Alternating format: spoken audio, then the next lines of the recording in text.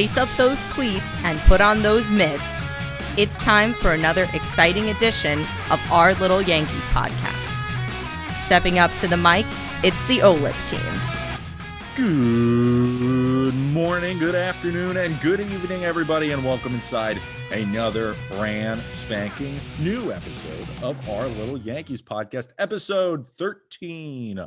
Lucky number 13, Alex Emmanuel Rodriguez's number on the New York Yankees, and we have just as much stuff to talk about as we did with episode 12, though sadly, there will be no pie in the face with this episode. Hi, everybody. I'm Julian Coltree, joined alongside, as always, my compañeros for this episode of Our Little Yankees Podcast, the one and only Josh Levin. What up, what up? And Mr. Pie in the Face himself, Eric Ray Sepulveda. That is me. How's it going, everybody? How are you guys? Let me just comment and say that our episode with the pie, highest rated OLIP YouTube episode to date. E-Ray, you confirmed what we already knew, that you are ratings. I am ratings. I am not shocked. The listeners should not be shocked. That's just who I am. I walk into a room, I'm ratings. You listen to me, I'm ratings. I am ratings. Just get it through your head, and let's get this pod on. Let's get it going. As I've said before, some people might bring people to the room, but E-Ray keeps them in the room. And That's what he does. We bring in the listeners, but E-Ray keeps them here, and that's why we're a great team, and that's why we always get the job done here with the OLIP crew. So last week, boys, we had a ton to talk about, and it seemed like Brian Cashman maybe got the memo a little bit late about when the Major League Baseball offseason started and when the hot stove was going to gear up, because it took until the beginning of January for him to be able to make some moves. But the fact of the matter is, folks, we are full throttle now, because last week we saw them re-sign DJ LeMahieu. We saw them go out there and get Corey Kluber. And we talked about in the pod, well, what are they going to do? How are they going to free up these roster spots? How are they going to make sure that they can get some depth? How can they get a little bit of monetary help as far as the luxury tax is concerned? And Brian Cashman was like, don't worry, guys. I will answer all those questions. So we'll break them down as they happen sequentially. And that starts with the Yankees deciding that they were going to make a move for another pitcher. The rumblings were early into the weekend that the Pittsburgh Pirates were interested in trading one Jameson Taillon out into a different team. And the Yankees, they seem to be the proverbial fishermen, so to speak, because they went out to Pittsburgh and they decided to blow them away with an offer. And I would say it was right around Sunday, I think, right, guys, when the Yankees finally were able to do the deal. And the final deal for them was the Yankees acquiring Jameson Taillon from the Pirates for four minor league prospects. And that was Miguel Yajure, Roansy Contreras, infielder McCall Escato, and Kanan Smith. The Yankees did not give up a top 10 prospect. And in return, they get Jameson Taillon, who we will go into lengthy discussion about. But first things first, boys, what are your thoughts on the deal? Well, I'm happy that they did this, and we kind of said last week that we saw this coming based on the 40-man roster crunch, that they would use, low-end guys on the roster, guys who hadn't really, played above A-ball, with the exception of Miguel Yajure, to, basically acquire a major league pitcher, which is exactly what happened. And there was, rumors earlier in the offseason. The initial reports were, Josh Bell and Taillon together to the Yankees, which didn't really add up, but the Taillon piece did. And, we soon came to find out that the Yankees were, discussing this move with the Pirates for a while this winter. They were in on Musgrove, and then they ended up pulling in Jameson Taillon, which came with a very high recommendation from the person he calls his best friend, the Yankees ace, Garrett Cole. So that is a nice little touch on top there. And I think it's a good move for the Yanks. Obviously, I mean, we just went into great lengths last week about the fact that they needed more pitching, that Kluber wasn't enough.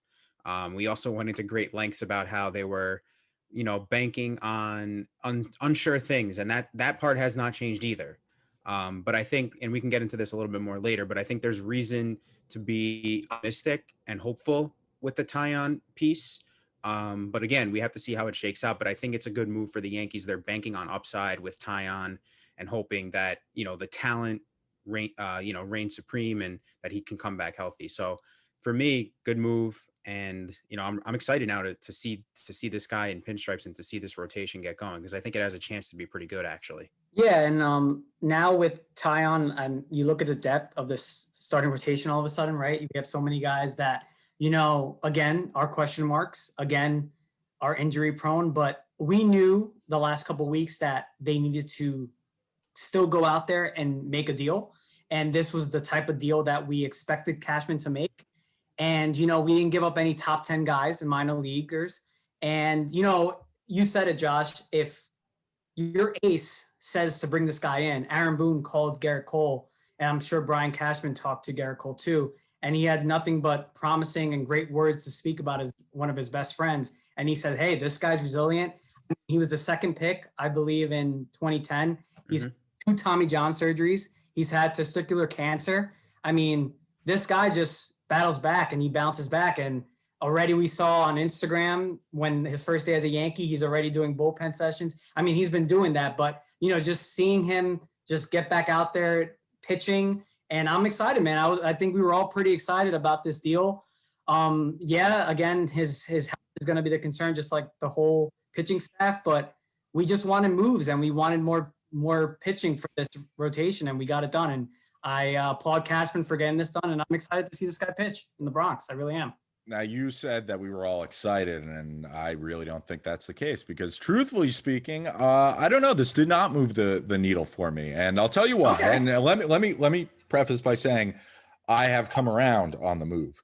Look, the fact of the matter is I really can't remember the last time Jameson Taillon made a start because it was around 2 years ago or something like that. Well, last week we went so in depth on Corey Kluber, and we talked about how we're concerned over the fact that Kluber has not pitched in a while and that the injuries racked up. And for me, I said, okay, but I can put that aside because when Corey Kluber has pitched, he has been the best pitcher in the American League. He's gone out there and pitched against top lineups and shut down the likes of the Yankees, the Red Sox, the Tampa Bay Rays, Houston, you name it, he's done it. Whereas Jameson Taillon has shown stuff, but has not always been able to put it together in that way that has made him a Cy Young Award winner. And then on top of that, 2 Tommy John surgeries. I mean, that's like, 1 Tommy John surgery for a pitcher, and we'll get into this a little bit later with Masahiro Tanaka, is something that you are concerned about, to have to shut down your pitcher and say to yourself,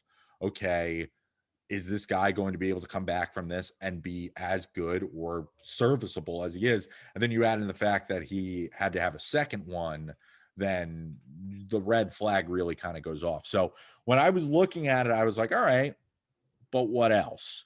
But then I've come around because of 2 things. Thing number 1 is the Garrett Cole recommendation. And obviously he is your ace. So you take, into account what he says, and you say to yourself, Garrett wants him here. If Garrett thinks he's going to be good, and Garrett, who we know is a really very well put together, intelligent person when it comes to pitching, thinks he can work with him, then you're excited for that. And then second thing was actually something I read today, that Taillon himself mentioned that the way that he has changed his pitching mechanics since going from Pittsburgh is something that he can look out for. And that was that they apparently, when they were with Pittsburgh, relied a lot on breaking stuff, making sure that pitchers got the ball low to batters. And that was something that not only is he changing, but apparently Garrett Cole changed that when he went to Houston, as did Charlie Morton. So if I look at that and I add that's good information into my mind and say, well, look at what this did for 2 guys that were not just good when they left Pittsburgh, but they were fantastic when they left Pittsburgh. That encourages me well. So I've come around on it, was not as thrilled about it as I feel like a lot of Yankee fans definitely were. But, that's not because I don't trust his abilities, but because, we want a certified, nonstop, unbelievably known number 2. And we have question marks still. Yeah. I mean, listen, he's not a sure thing, and I still want that. I still want a sure thing, but with pitching, that's tough to get. Now, we could sit here and say, well, Masahiro Tanaka is as close to a sure thing as there is because he's been here for 7 years and we know exactly what we're going to get pretty much every single time he pitches. And I do agree with that. And I think, in a perfect world, adding Tanaka to this group would really, really make things a lot better. We'd feel a lot better about the rotation. The fact of the matter is, though, it's not a perfect world, and that looks like that's not going to happen. So what the Yankees have done is basically they said, all right, well, we're going to bet on the Garrett Cole recommendation. We're going to bet on the new mechanics. We're going to bet on the fact that when these pitchers leave Pittsburgh and they start pitching up in the zone, they get more success. And I think those things are very real.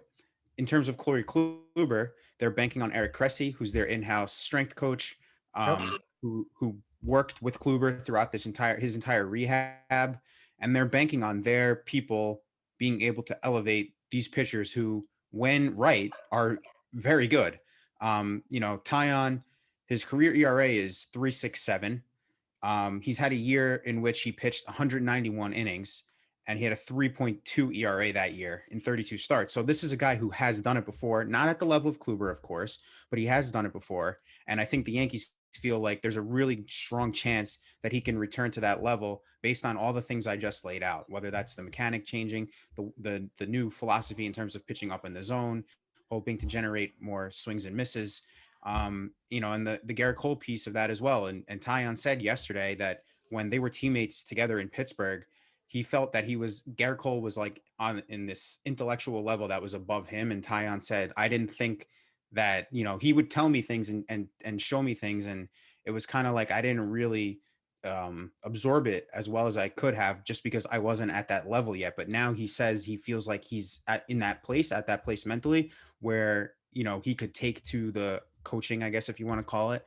So yeah, I'm hopeful that this will work out. And by no means am I sitting here saying, the Yankees now have, another all-star starting pitcher on their team. We hope that's the case, and we believe there's a chance for it. But, sure thing would be great, but it's tough to get that these days. And let's be honest. This is a Brian Cashman special. Absolutely. That's why he loves these guys with the injury history that he can add to the rotation and hopefully be able to grab. We saw it 2 years ago with Paxton. I don't think Michael Pineda was that, but that was selling a prospect for essentially a pitcher who you could refine into being the ace that you want. So maybe this is finally the time that for Cashman, he gets the guy who is going to break his way and be what he wants. And the tools that you listed, Josh, in my opinion, are very good telltale signs that maybe this will be the guy. Because unlike, I feel, James Paxton, the data set that accompanies Taillon, I think it is much more beneficial for the Yankees when they consider, one, what pitchers who from Pittsburgh turn into after leaving, and two, the fact that now you're reuniting him with Garrett Cole, who has worked with him before, who understands the way that he pitches, and will have an opportunity to integrate him into the clubhouse almost immediately.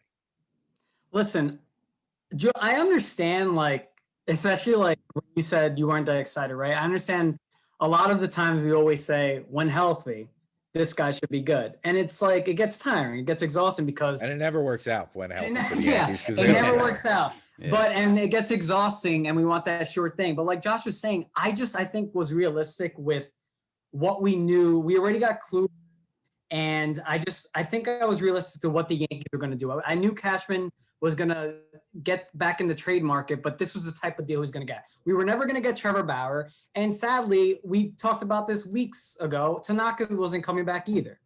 And I think Taillon makes $2.5 million, correct? Yeah, I was going to say that's another significant part of this. Big, significant part of that, because again, we want to stay under the luxury tax, which was in my mind when we made this deal. And I think honestly, I'm just hungry for deals. I really am. I was just hungry for a deal, and this guy when healthy is very promising. So as a guy who's usually pretty negative, I didn't have any negativity. Yeah, but I feel like deal-wise, the Castillo rumors was like getting a 5-course meal, and then this was kind of like getting like a Nutri-Grain bar in terms of I see what the excitement. You see, but that was all rumors. I don't think that equates to who they are as pitchers, but I will say the excitement level. It's like going from, and they're in the same division, Pittsburgh and Cincinnati. So, I mean, you got Luis Castillo. That's more than a sure thing. And he hasn't gotten hurt. I mean, he's been great, and he's young, and he slides right there behind Cole.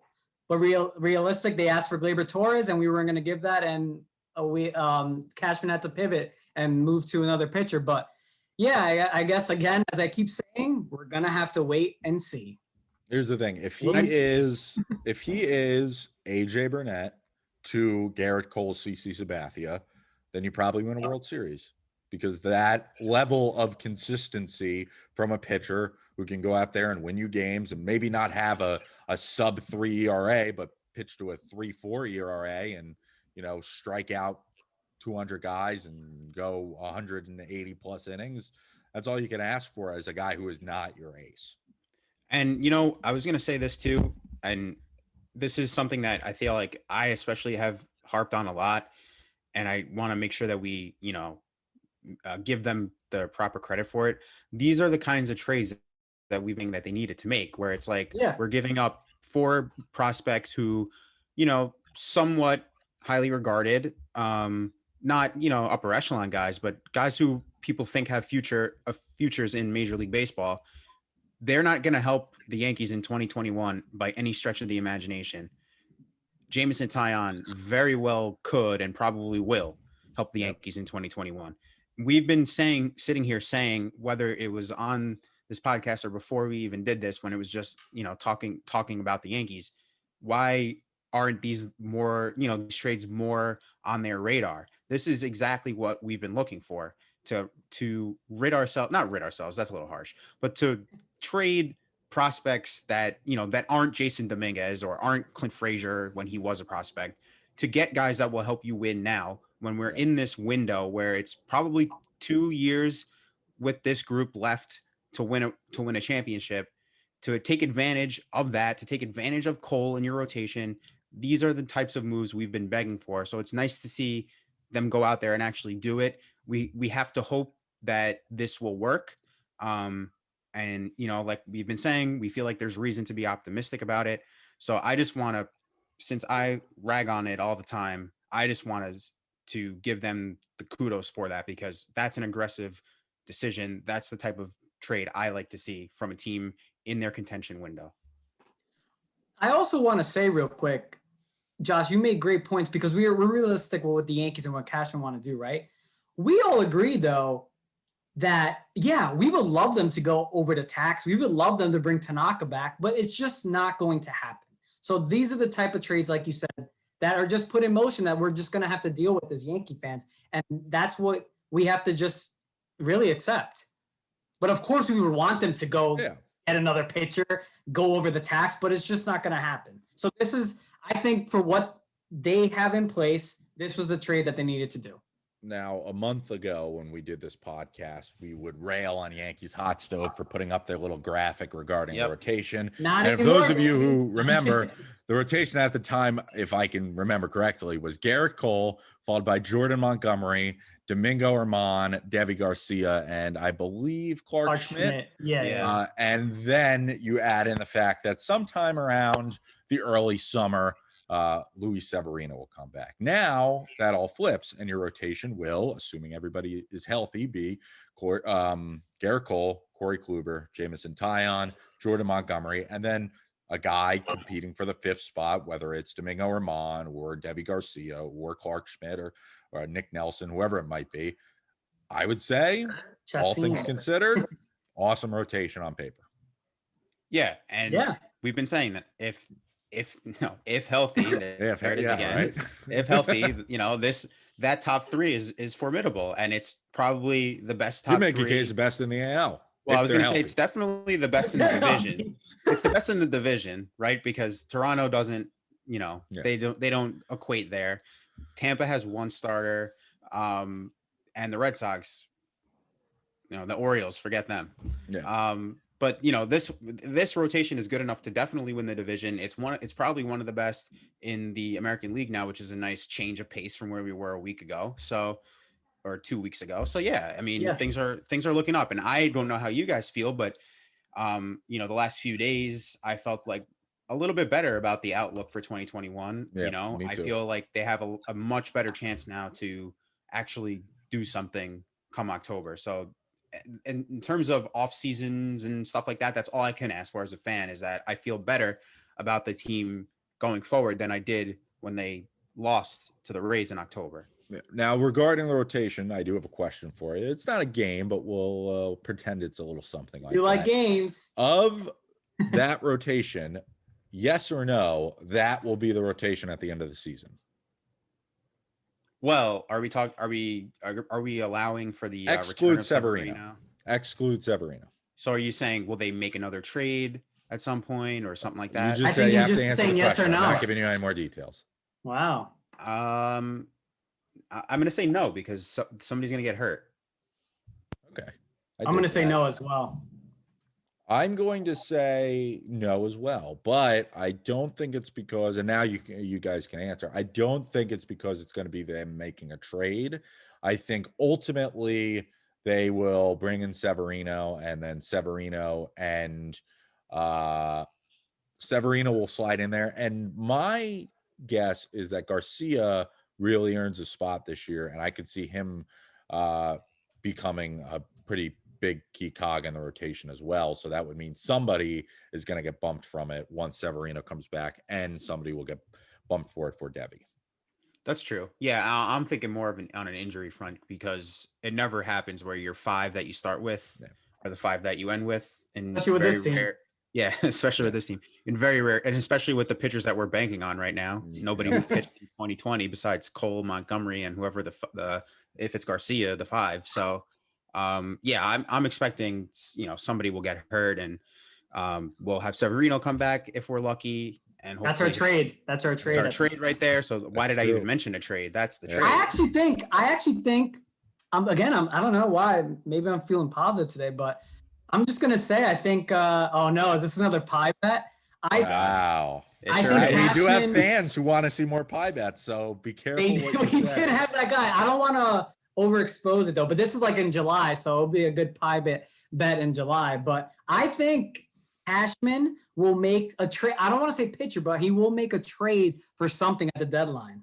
I do think, due to the fact that, and this was a story that we can just briefly mention, that the Players Association, I believe, denied the universal DH as well as expanded playoffs, which means it won't be happening this year if I'm correct. So because of that, I think the deadline will definitely be much more open this year than it was last year when they had that sort of fugazi deadline with the 60-game season. So one, I'm not completely unconvinced that they might not get a guy like Luis Castillo because of how rampant it seemed like the rumors were last week when we discussed them. Yeah. But I also do agree with you. I think the trade deadline will be a lot more open this year, especially with it looking like there are a lot of teams that just are not as good as the Yankees are on paper, in theory, especially in the American League, and two, they're not being expanded playoffs.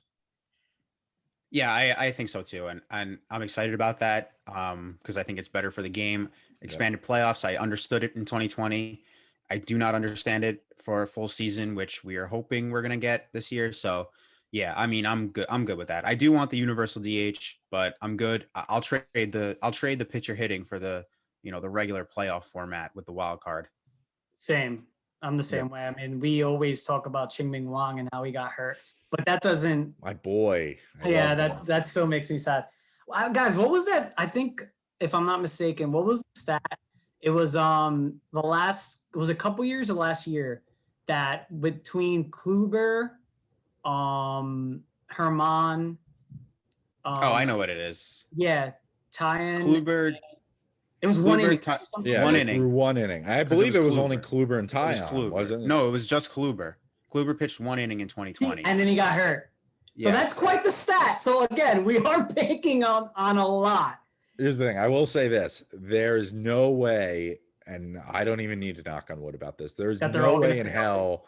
No. There's no way in hell that stat happens again between those three. They will pitch at least the three of them combined will pitch at least 2 innings this year. I don't push luck. And I will pie myself if that's not happening. And it would this is the literally York need Yankees. each of them to pitch 1 1/3 inning and we're good, or 2/3 of an inning for one.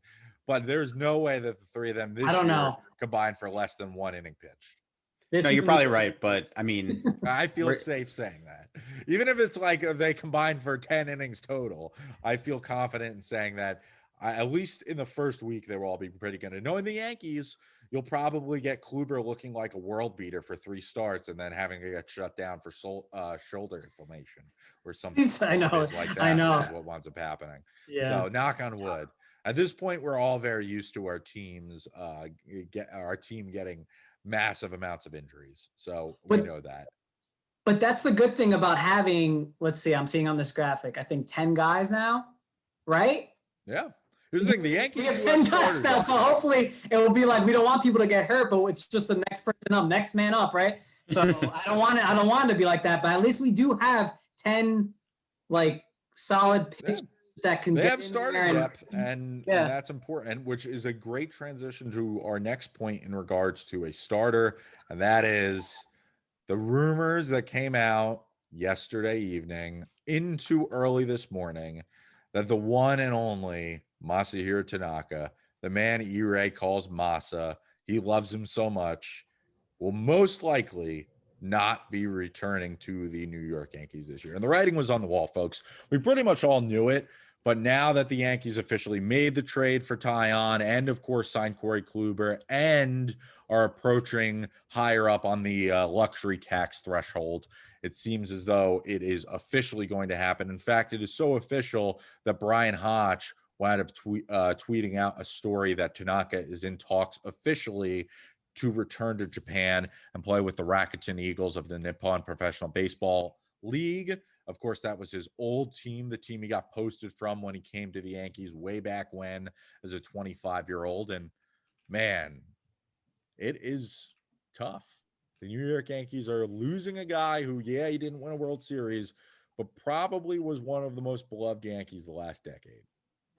He sure was. And aside from Gardner, was the longest tenured player on the team. He was one of the last, even though he only played with Jeter for a year, he was one of the last links to that Jeter era. And so this guy, not only, does he come with years of Yankee experience and, all the good postseason starts over the years from 2015 to now, but he was really a really productive player. I mean, he was never the ace that we thought he might be. He kind of was in the first year, but it never really happened again after that. But he was always starts for him were electric too. Yeah. And he was awesome. And then the whole elbow thing and that kind of seemed to slow him down a bit, but he was always reliable, always serviceable. I don't even think those words do him justice because he was better than, serviceable.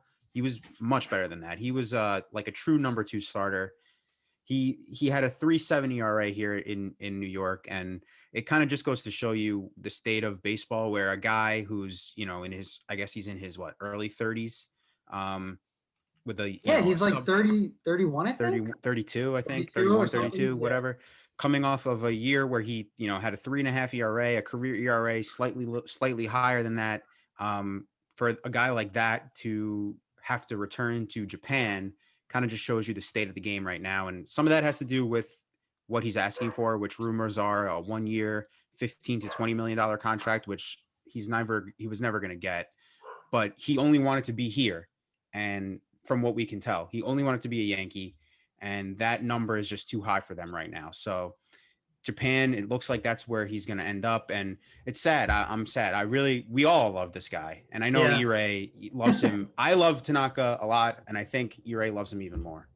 Yeah, Ire loves him so much. He wrote a song that even in his farewell, we will never be able to play on. It'll come out on my mixtape, my Yankee mixtape, and whenever. No, man. I think people probably just think I'm a liar when I say that you wrote a song about it because we're never going to hear that song. It's like the Dre album. Trust us, it does exist. Right, the Dre album that hasn't dropped yet. It's like that. A Tanaka song will not drop. But no, Detox. It just sucks. Detox. There we go. It just sucks that it ended the way it did last year, right? In a 60-game season, in that monsoon that he was in the freaking Cleveland game, and then just like in the Rays game where he didn't have it. It just sucks. he expected to have more than that. And I got to say, I think we all agree, being selfish Yankee fans, I'd rather him go back to Japan and pitch there than put on another uniform.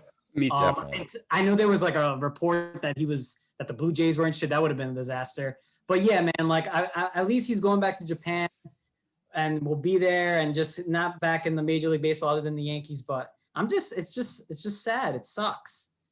And you know what? It's not goodbye. It's I'll see you later. Because what if guys, Tanaka, in a couple of years, the baseball's doing a little bit better post pandemic. Probably not we'll see if we're gonna get into a strike. That's another deal. But what if he comes back like 2011 Andy Pettitte? What if?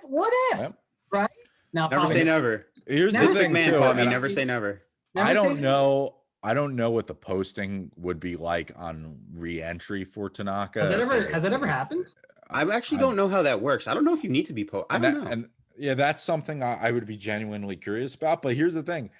If he had a great year this year and he looked like his stuff was back, and honestly, I think half of it was he lost his splitter a little bit last year, and that definitely hurt him. But if things looked good, I wouldn't be shocked if, the Yankees did it. I mean, they gave Hiroki Kuroda, who was older than him, a contract for them to pitch for a couple of seasons. And he was a really, really good pitcher. And, I think the most impressive thing for me about Tanaka was after getting the elbow issue, outside of maybe 3 or 4 starts a year, he always was able to be penciled in there. He pitched 150 innings every single season he was on the Yankees, except for that first year when he had the elbow injury. And sometimes he had 170. One season he had just under 200.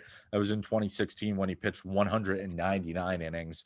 And he had really good stuff, but more than anything, he was the Yankees' modern day Andy Pettitte. I know modern day is a little goofy, but he was a guy that you could put out there in the playoffs and get the job done. I mean, and I'll always remember that 2017 start where he dueled Keuchel, who had been the thorn in our side against Houston all those years, going back to the wild card game where we couldn't hit him at all, and he dominated the Astros lineup, and him getting hyped on the mound and doing the scream.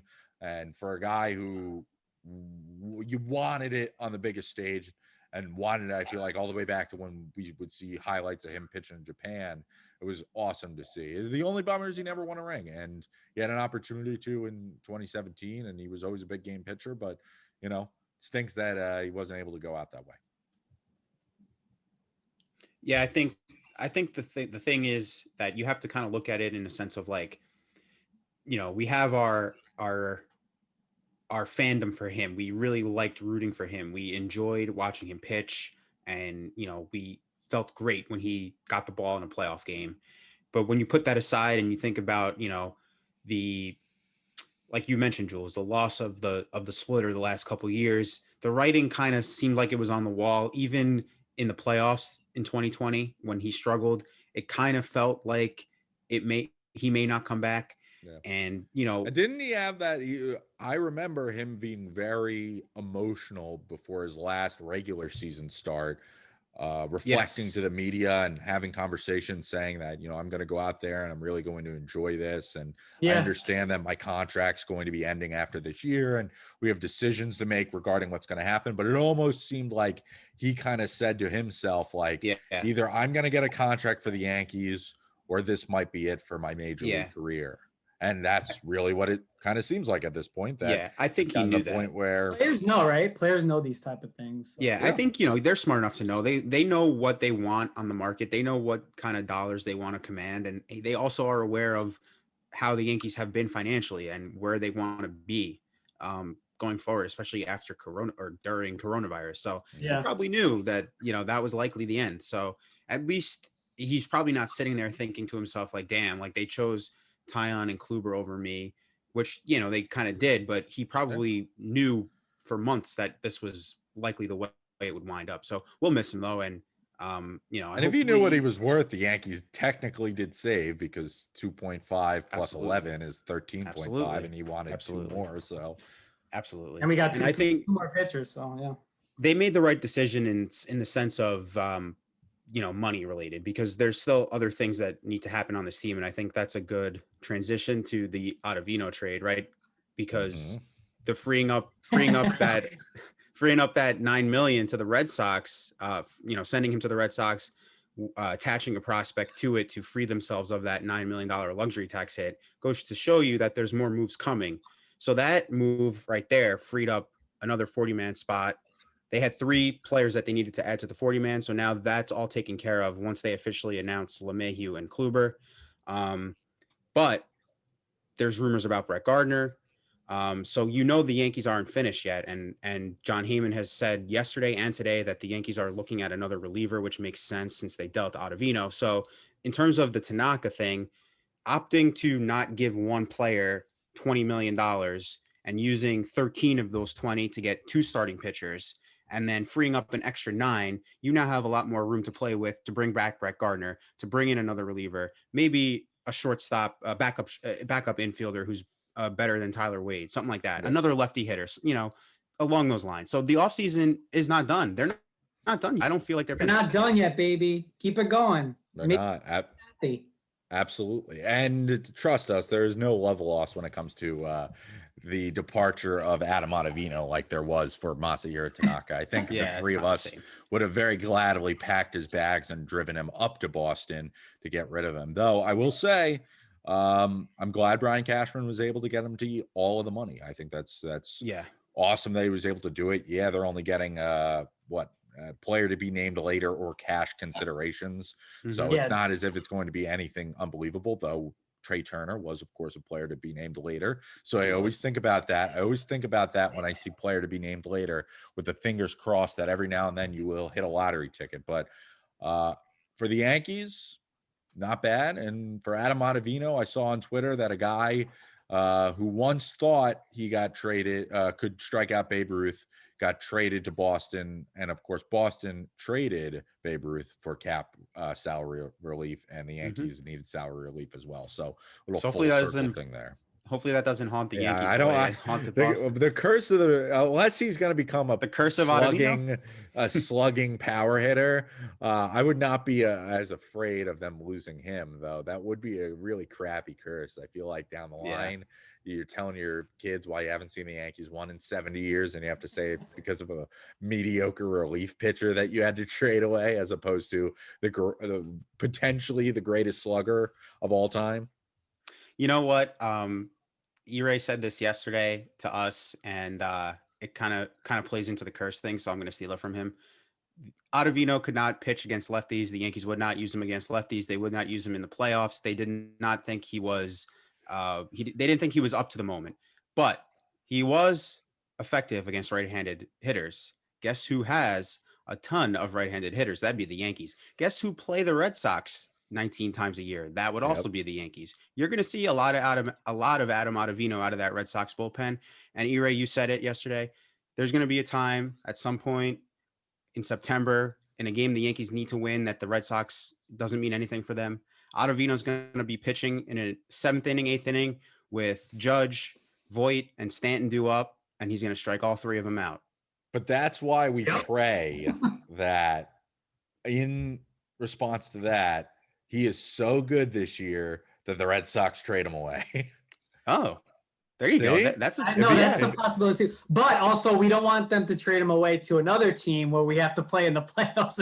Yeah. Well, I have a feeling this always ends up happening, right? We're going to see Adam Ottovino again, whether it be in Boston, of course, to a team that they trade for prospects. If the Red Sox happen to be bad, we will see Adam Ottovino in a big situation with our hitters up there and needing a big hit. It's just bound to happen. But my opinion on the Adam Ottovino trade is, I think I talked about how much I kind of hated him at the end last year. It just sucks that it just seems like he couldn't get his footing here, right? He had the good first year or good first half. But it was like 3/4 of a year.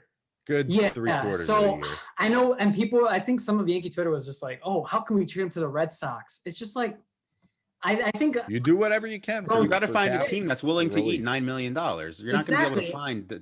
That doesn't grow on trees. For Here's us the thing. to And do at this that, point, the Yankees and Red Sox are rivals, but there hasn't been juice in that rivalry in a decade. So, Adam Ottovino is going to bring it back. No, I'm kidding. Okay. But no, this is something the Yankees needed to do. Again, now we have more money because they're staying under the tax. We have more money now to bring in a reliever. Probably Brett Gardner's coming back. I would be shocked if Brett. I literally have it like at 95% right now. I would go higher. Probably higher, 99.9% that Brett Gardner's back. But yeah, I mean, it sucks, I guess, that Ottovino, he is a native New Yorker, right? He was a Yankee fan. Yeah. He came here, he came to his favorite team, and it just didn't work out. He seems like a good guy. When we heard him on different podcasts, he seems like a good person, seemed like a good teammate. I think Michael King tweeted out that he was like upset that Ottovino's gone. It seems like he's a good guy, good person. It just, he couldn't get it done in big situations. I mean, like you said, guys, like, there were times where we would be like searching for Adam Ottovino. Like we would be like, this guy hasn't pitched. Where is he? And then when he comes in, I think it was the 2019 ALCS where he came in for one batter. And we're like, we're paying this guy $9 for a one hitter pitcher. Like what's going on here? It just seemed like Aaron Boone didn't trust him. And it wasn't going to change this year. So it's might as well just be gone with him. Bring in a reliever like Trevor Rosenthal or something that you can spend that money on that you would have paid Adam Ottovino and just go your separate ways.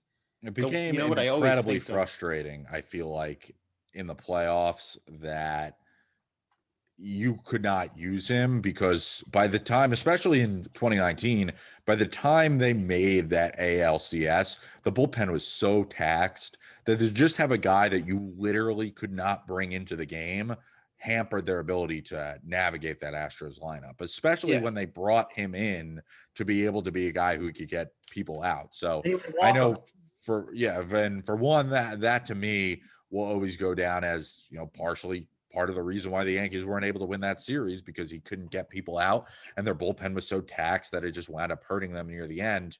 And unlike Dylan Betances, who kind of comes to mind as the guy who was broken and then refound himself after the Yankees got him to trust himself again, the pedigree for Ottovino as a Yankee, as well as his contract, I don't think we're ever going to allow him to recapture himself under Aaron Boone and the Yankees again. I always think about with Ottovino, and it's unfortunate because I was very for that trade. I was, so that signing. Sorry. I was very excited about it. That first half of the season, basically until August when he fell off the rails, I was so in on that guy.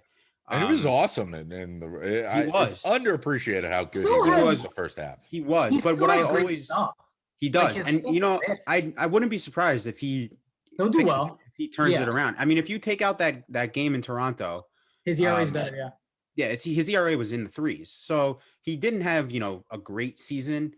It was even worse because of that Toronto game, but it wasn't like he was a complete lost cause this entire time. It just became frustrating when in the playoffs you couldn't because the teams would counter with a lefty and he couldn't get a lefty out. And you guys are right. Boone never really trusted him. So the thing, that's what I was going to say, is that it sucks that what I think about when I think of him are that inning in Toronto for one, and then the home run he gave up in the ALCS. In 2019, I think it was the Correa home run, right? Or was it Springer? I can't remember it. But wasn't it game two? Springer was the Springer one. Yeah, it was one of the The Correa one was what's his face? Jonathan Loizaga, wasn't it? The Correa walk off. Yeah, maybe. I don't remember. I'm confusing the years now. We kept losing to the Astros so many times, I lose count. I think it was though the Springer home run, because they were winning game 2 of that series. Yeah. Aaron Judge had homered earlier in the game and they were winning and they had won game 1. So we were yes. He did not give up the game winning. He gave up the game tying. Chad Green was pitching lights out and we were saying to ourselves, keep him in. He only had thrown 26 pitches. He had only thrown 26 pitches. He brings Ottovino in, another righty, which doesn't really make sense there, right? And Springer promptly homers, and that kind of was the turning point of that game, and that probably was also the series. And the series, because you had Garrett Cole in game 3. We needed to win both those games. You take games 1 and 2, and then you come home with a 2-0 lead. You feel really good, even though you have to face Cole. And Garrett Cole was incredibly hittable that next game. Yes, and they wasted plenty of chances against him. He did not have his best stuff that night. And then they had many men on base. Let's not forget, literally game 4, they had the bases loaded and Gary struck out. We were at the game, Josh. It was terrible. Yeah. It brings back so many memories. But that's what I'm saying is, like, when I think of Ottovino, these are the things I think about, and I don't want it to be that way. So. That's not. Yeah. And that's, but it was a good thing that the trade makes sense to have somebody to pitch in that bullpen in 2009 is what, in my opinion, screwed them, especially because Cashman or Chapman wound up blowing it in the end, and you wonder if they had competent people who could have pitched if that wouldn't have even happened. But also they were wearing buzzers, so we all know that they knew all the pitches that were but coming. Also you can make an argument that the reason why their bullpen was taxed is because of the lack of starting pitching, right? Yeah, there it is. It all comes full circle. Full circle. Yep. Do you remember Zach Britton said that after the season ended? After he they did, lost, and I applauded him for it. He said, we pitch a lot. They figure us out. It's very easy for other teams to figure you out if you're a reliever because you have one, two pitches. If you keep putting the same guys out there in such a small sample, they're gonna be hitters are smart.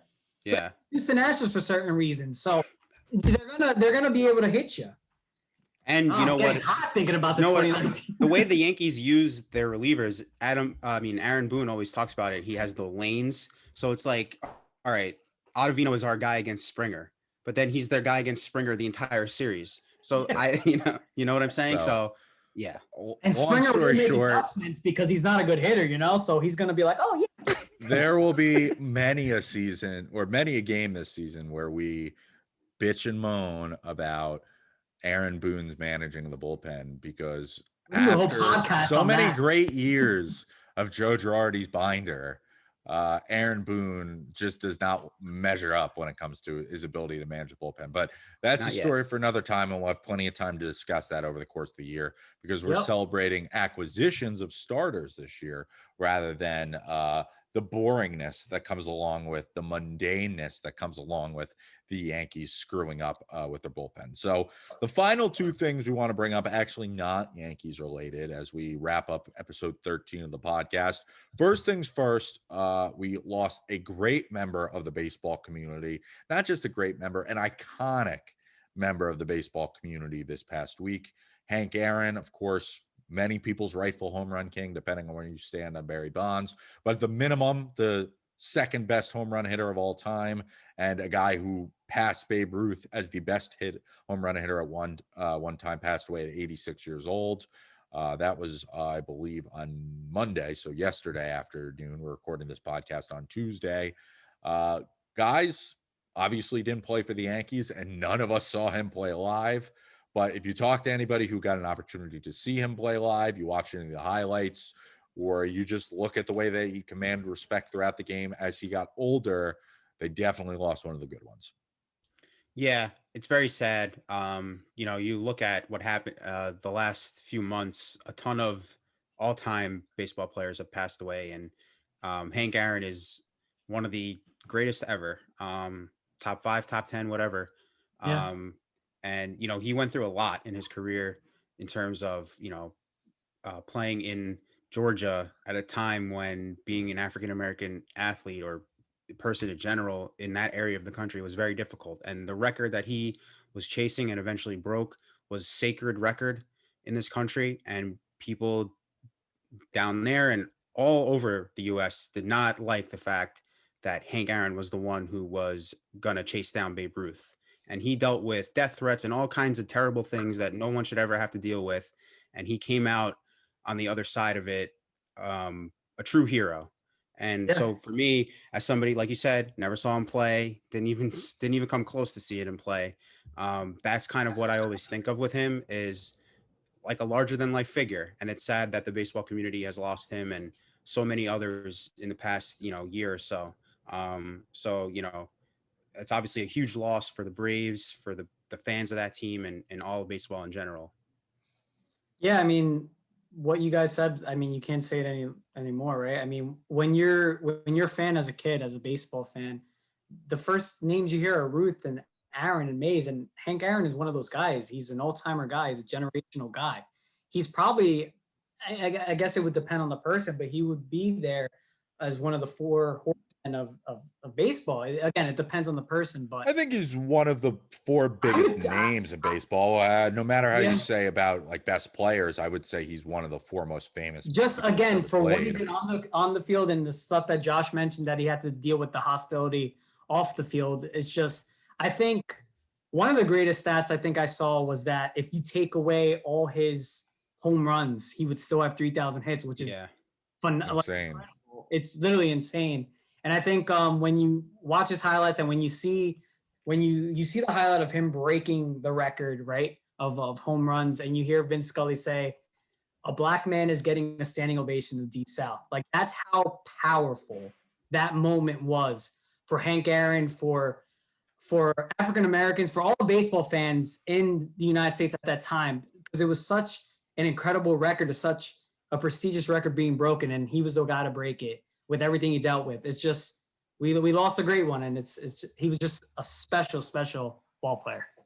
I think the thing that to me is very, very unique and interesting is the fact that he was not only this really good player, but he was a guy who didn't really do it that flashily. You hear about the Roger Marises and the Mickey Mantles and, you know, the Sosas and the McGuires and Bonzes who would hit these 60+ home run games.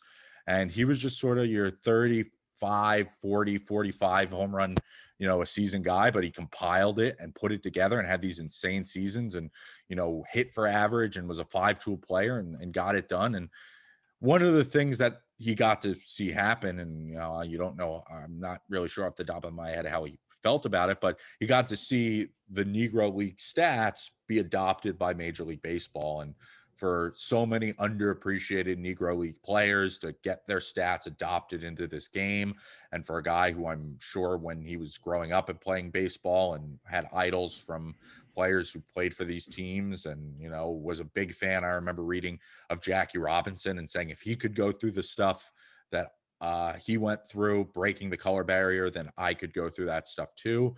You know, it really had to be nice. And that leads me to a good point that I feel like we can kind of discuss, because Josh, you said this the other day, and I think this is an interesting point and one that is relevant now and therefore takes time, is worth discussing, even if we go a little long on the podcast, which is baseball has a problem with honoring their stars while they're alive. And you were the one who really picked up on it perfectly. And now that Tommy Lasorda died recently, and you have Hank Aaron who passed away, and you're running out of these big time baseball stars, you really realize how little it seems that people have actually been able to honor these all-time great iconic names in American sports history.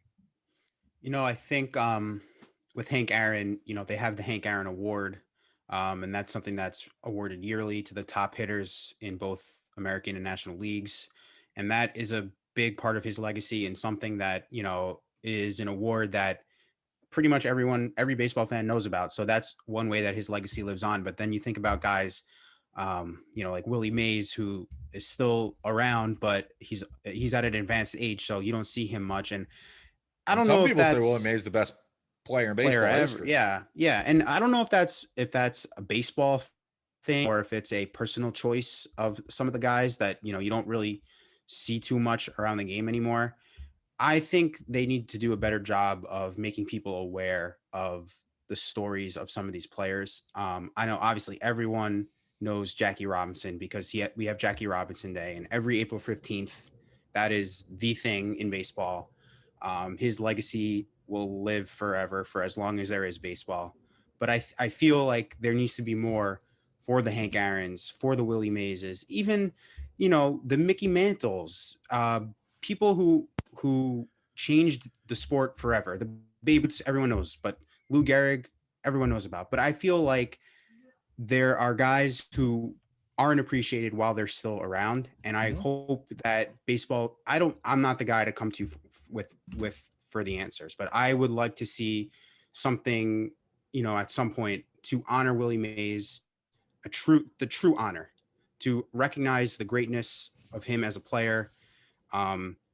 Another thing that I brought up was how, you know, we have so many legends from the 50s and the 60s And you don't really hear so much about legends from the 70s or the 80s. And then you think about the greatest living players, at least in terms of legends, right? It's Sandy Koufax, it's Willie Mays, and who else is there? Derek Jeter, Reggie Jackson, and Jeter's a guy who played recently. So I think baseball needs to do a better job of recognizing some of these legends, putting them on a pedestal so that kids can know these are the greats. And part of that, I think, is the steroid era, because Barry Bonds, Mark McGwire, Sammy Sosa, guys like that, Manny Ramirez are not remembered the way they could be and should be, in my opinion, because of the drug use. And I think that plays a big part in this too. So it's sort of a general point is baseball, I think, needs to do a better job of making sure people know who the all-time greats are, appreciate them while they're still around, educate the young fans so that they know just how much of a rich tradition the game has. We've railed on baseball's inability to market really anything other than baseball, and that is evident in not just their inability to market their stars and their past players, but in the local blackouts, the fact you can't share GIFs and videos on social media, the fact that they struggle to get anybody to market their stuff. And it's crazy because if I told you any other sports league, you could find a league that not only does a great job showcasing their players, but do it all the time. And maybe Michael Jordan doesn't like to be in the spotlight, but if you're a basketball fan, you sure as heck know who Michael Jordan is. You know who Magic Johnson is, Larry Bird, Hakeem Olajuwon, or Hakeem Abdul-Jabbar. Hockey, everybody knows Gretzky. Everybody knows Lemieux. Everybody knows Bobby Orr. And in football, we talk about who the GOAT is literally every other day because it's always on ESPN. So it's incredibly weird that baseball not only doesn't know how to, but it seems like they almost refuse. I said this to you the other day. Sandy Koufax is probably considered the greatest modern pitcher ever, if not one of the best pitchers ever. And I don't think I've ever seen Sandy Koufax be marketed by baseball or be brought in to do something as long as I've lived. And I'm 28 years old. I can't remember seeing maybe they respect the team or something. Yeah, but I can't remember seeing it. And the only memory that really stands out in my mind of somebody being really honored by baseball was that Boston Red Sox Fenway Park All-Star game where they trotted out Ted Williams and everybody lost their mind, and rightfully so. He's one of the best hitters ever. But outside of that, it's like you don't see a lot. And I get it. Mickey Mantle died before I was really able to remember it, and Joe DiMaggio as well. And, but it's like you don't really remember hearing about these things. So something that I would love to see happen, and I think is really worth doing, is the Yankees do Old Timers Day all the time. And we know that Mickey Mantle would come to Old Timers Day, and Joe DiMaggio would come to Old Timers Day. Yogi would be there, Whitey Ford, you name a Yankee, they showed up to Old Timers Day if they were able to do so. I think it's about time that Major League Baseball adds an Old Timers Day to their all-star festivities, because I think that would be so worth it to have these old timers come and show up and get proper respect paid to them in the game. And look, they put it on ESPN all the time with, the home run derby and the stupid celebrity softball game that they do. How easy would it be for them to bring some of the best players in baseball history, whether they're old or guys like Mark McGwire and Barry Bonds and guys that are their age, to come, and you get one or two of the iconic players who might want to show up, maybe 3 or 4 from each team, and the older guys just show up and have their moment in the spotlight with, like you see at Yankee Stadium all the time, where it's like Yogi Berra never played in Old Timers Day when we were growing up because he was too old, but he was still there. He still got proper recognition for doing so. So I think it's about time Major League Baseball does that. I think it's about time, like Josh said, that they start respecting some of these older stars, because right now the only real guys you have left are Willie Mays, Sandy Koufax, and Pete Rose. And Pete Rose is banned. And Pete Rose is shunned forever. And Willie Mays and Sandy Koufax, you know what? They're on the wrong end of their birthdays when it comes down to it. We don't know how many years they have left, and that's going to be really sad when you lose those two guys, because they are iconic baseball players who everybody knows and everybody talks about when they talk about the history of the game. Jules, yes. I was just remembering, last week when Aaron passed, and I was looking at some, different articles or whatever. They actually had old timers games in the 80s because I saw a picture of Hank Aaron at one. And apparently it was a thing throughout the 80s that were done. Then baseball got rid of it. So there was the Old Timers Baseball Classic, which ran from 82 to 90. It was founded by a former Braves executive. So I'm not really sure if these were affiliated with Major League Baseball or if these were separate things that were done. But then there was also the Old Timer Series, which was also known as the Heroes of Baseball Series, which was organized by the former commissioner, Pete Uberoth. So I'm guessing that was MLB sanctioned, if you want to call it. And yeah, Hank Aaron participated in some of these things. Joe DiMaggio did, Lou Brock, Stan Musial, Warren Spahn. There was a ton of the all-time greats did these things, and Johnny Bench too, Joe Torre. So yeah, why not do it again? And you can't tell me that. Look how interested Pete Rose is in getting back into baseball. Yeah, he would do anything. He would do anything to get back into baseball. But that idea, that personality, somebody who respects the game so much, and granted he didn't respect it enough not to gamble, but that's a completely different story. Somebody who loves the game so much that he just wants to be back in it and back a part of it. You could say he loved it so much he was willing to bet on it. Yeah, exactly. But from that perspective, if he feels that way, you can only imagine how some of these other all-time greats feel. And that's why I really think that it would be smart for them to bring it back. So you heard it here first, the OLIP team petitioning to bring back the Heroes Classic. So that way Major League Baseball can officially and respectfully honor their heroes. And that brings us to the perfect transition, which is how we will end this episode. Hall of Fame vote was today. It's Tuesday, January 6th, when we are recording this podcast.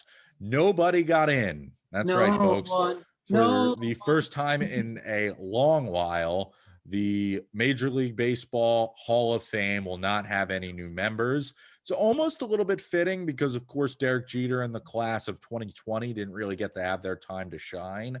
But there was still a Hall of Fame vote that went down. Curt Schilling looked like the only guy who was kind of close.